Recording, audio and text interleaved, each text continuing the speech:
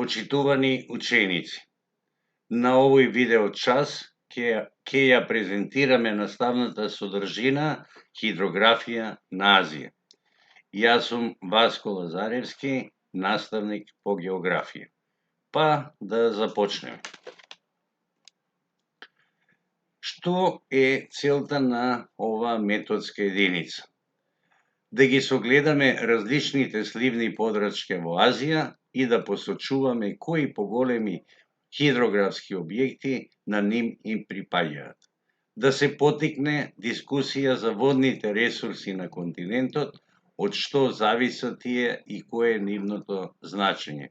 Ќе се запознаеме со поимите сливни подрачја, реки, езера и најкарактеристичните азиски реки Јанг, Цеќијанг, Ганг и со езерата Бајкалско и Мртво море.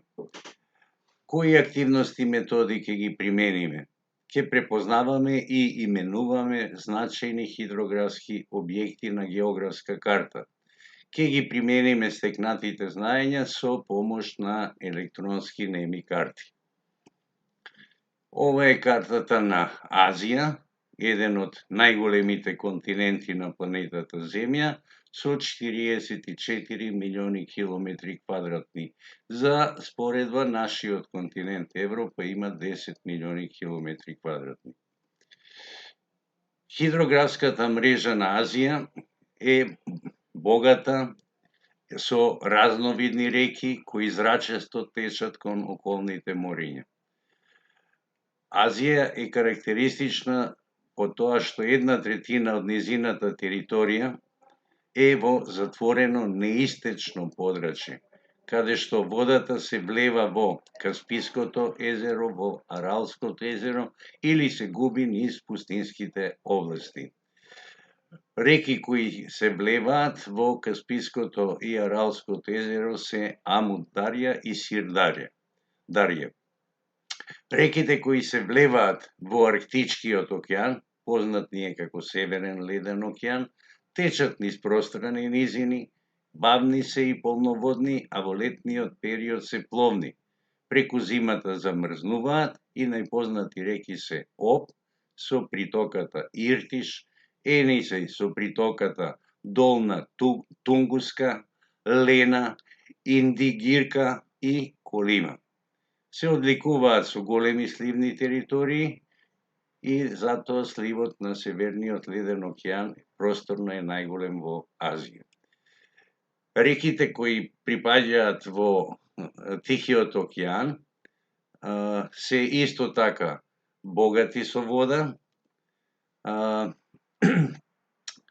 и не замрзнуваат во текот на годината.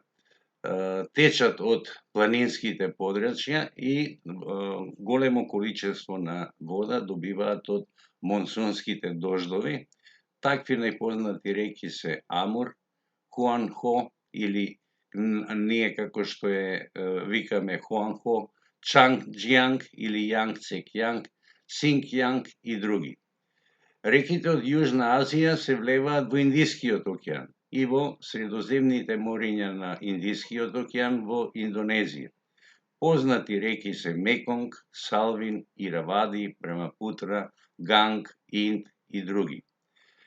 Од Хималаите, поради големите монсунски дождови, реките се полноводни, особено во летниот период од годината. Хималаите се највисоки планини на планетата Земја со 8864 метри надморска височина. Реките во југозападна Азија се мали и со незначителни количества вода. Тука најважни се реките Тигар и Еуфрат, кои пред нивната утока во Персискиот залив ја формираат реката Шат ел Араб. Тие течат низ Месопотамската низина и се најпристапни долини во средишниот дел на југозападна Азија. Помал дел од реките се влеваат во Средоземното море. Главно тоа се мали реки на полуостровот Мала Азија. Значајни се за основни извори на вода за опстанок на жителите во пустинските и полупустинските области, како и за воден транспорт за пловидба во земјите со се уште недоволно развиен ваков сообраќај. Служат за наводнување на земјоделски површини и за обработка и прехрана на многобројното население во овој дел. Пространите сливни подрачја со кои располагаат одделни реки овозможуваат голема полноводност со чести високи водостои, така што во нивните долни текови тие и честопати се излеваат.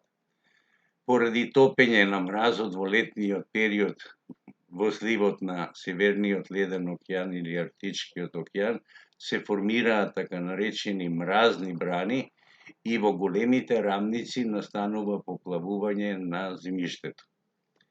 Што е важно да запомниме за реките во Азија? Реките во Азија главно извираат од планински предели. Во централниот дел на Азија реките во Азија течат зрачесто кон околните мориња и океани.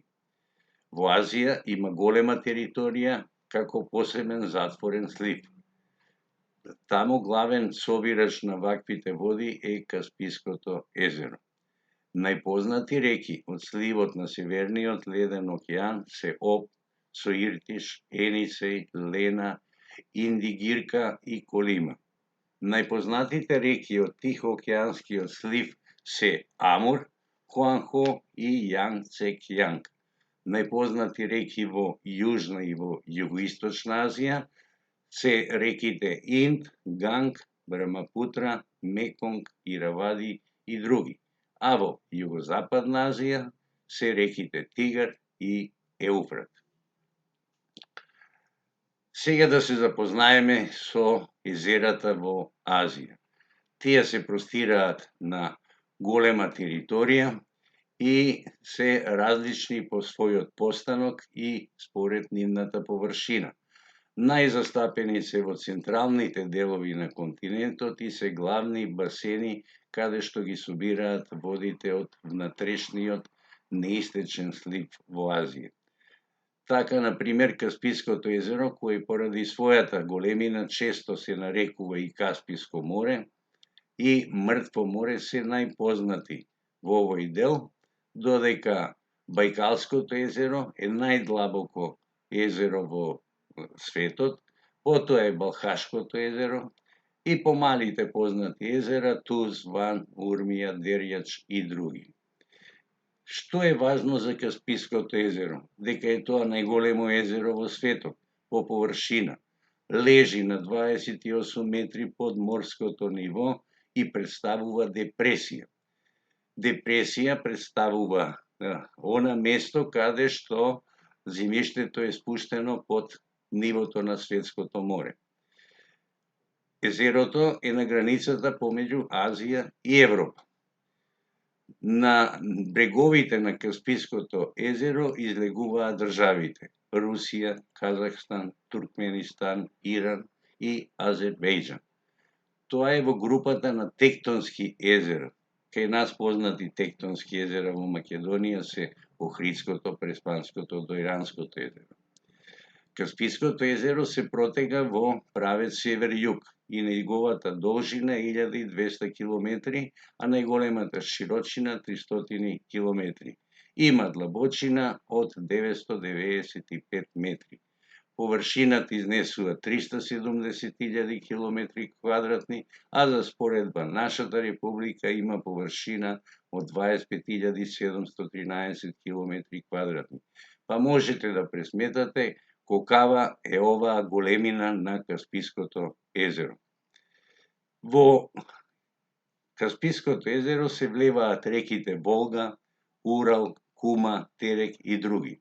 Има големо стопанско и сообраќајно значење.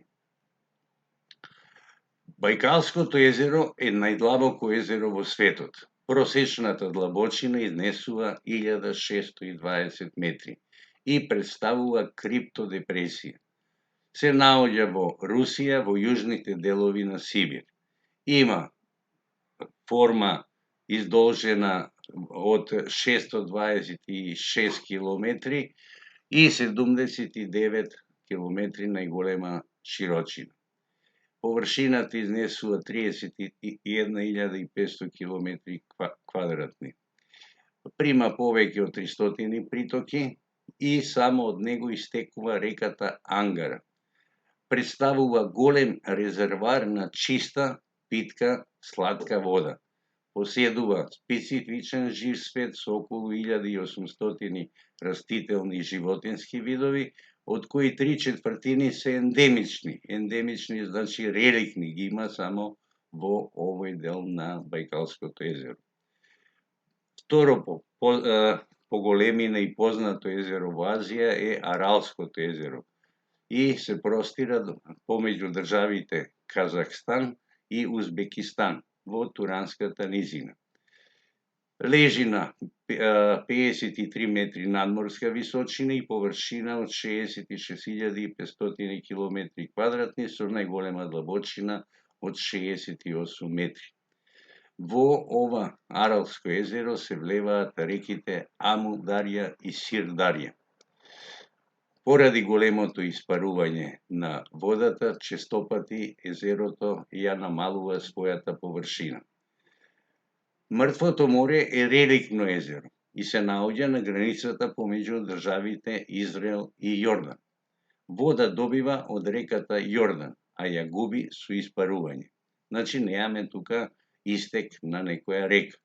Нивото му е 392 метри под нивото на светското море и представува депресија. Соленоста му е 260 промили. За споредба, Егејското море има соленитет на водата од 32 промила. И поради тоа, во него, во ова мртво море, не постои жив свет заради големата густина на соленост. Долго е 76 километри, па широко 15 километри. Поседува суровини за хемиската индустрија. Што треба да запамтиме за езерата во Азија? Дека Азија има голем број езера. Голем дел од нив се наоѓаат во затворениот внатрешен слив, кажавме 1/3 од територијата на континентот, и се заостанати од некогашното море кое се викало Тетис. Представуваат депресии и имаат солена вода. Најпознати езера во Азија се Каспиското езеро, Аралското езеро, Бајкалското езеро и езерото Мртво море. Што треба како ваша задача да ја совладате методската единица?